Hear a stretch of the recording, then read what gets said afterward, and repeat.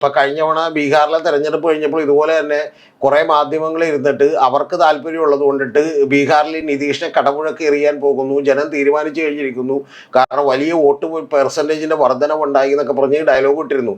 ഏറ്റവും ഒടുവിൽ എന്താണ് സംഭവിച്ചത്? അവിടെ നാലിൽ മൂന്ന് ഭൂരിപക്ഷത്തോടു കൂടി വീണ്ടും NDA സഖ്യം അധികാരത്തിലേക്ക് വരികയാണ് ചെയ്തിട്ടുള്ളത്. ഞാൻ അന്ന് NDA, എനിക്കിപ്പോഴും ഓർമ്മയുണ്ട്, ഞാനന്ന് NDA അധികാരത്തിലേക്കാണ്, അവർക്ക് വലിയ ഭൂരിപക്ഷം കിട്ടുമെന്ന് പറഞ്ഞൊരു വീഡിയോ ചെയ്തപ്പോൾ എൻ്റെ താഴെയുള്ള കോൺഗ്രസ് അനുകൂലികളും അതുപോലെ CPM അനുകൂലികളുമായിട്ടുള്ള ആളുകൾ വന്നിട്ട് മത്സരിച്ച് എന്നെ ചീത്ത പറയുകയായിരുന്നു. പിന്നെ ആ ചീത്തകളൊന്നും എന്നെ ബാധിക്കാൻ പോകുന്നില്ല, എന്റെ രോമത്തെ പോലും കൊള്ളാൻ പോകുന്നില്ല എന്നുള്ളതുകൊണ്ട് എനിക്ക് പ്രശ്നം ഉണ്ടായില്ല. ഇതേ പാറ്റേൺ തന്നെ ലോക്സഭാ തെരഞ്ഞെടുപ്പിന്റെ സർവേയിലും ആവർത്തിച്ചില്ല.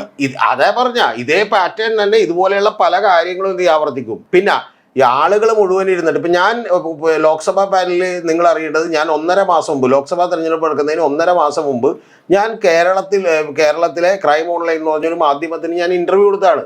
ആ ഇന്റർവ്യൂ എടുക്കുമ്പോൾ ഞാൻ ഏറ്റവും ആദ്യം പറഞ്ഞ ഒരാളാണ്, അതായത് ഈ കേരളത്തിൽ പ്രശാന്ത് കിഷോർ പറയുന്നു എന്തെന്ന് ജയിക്കുമെന്ന്, കേരളത്തിൽ ഇന്ത്യയിലെ ഏറ്റവും ഫേമസ് ആയിട്ടുള്ള പൊളിറ്റിക്കൽ സ്ട്രാറ്റജിസ്റ്റ് ജയിക്കുമെന്ന് പറയുന്നു.